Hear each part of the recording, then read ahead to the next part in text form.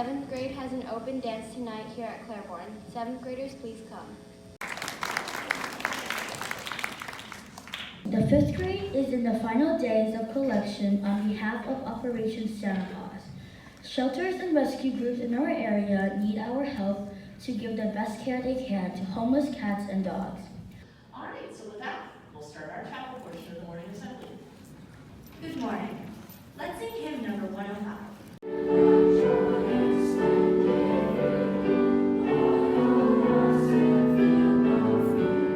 What do you consider the most valuable in your life? Are they physical things like video games and toys, or are they relationships and values that are harder to define? Does valuing these things make you more selfish or selfless?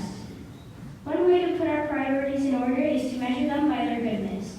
Goodness in this case can be thought of as the capacity these things have to benefit not only ourselves, but everyone and everything they come into contact with. Let's close chapel with a few moments of silent prayer and reflection, followed by saying the Lord's Prayer together.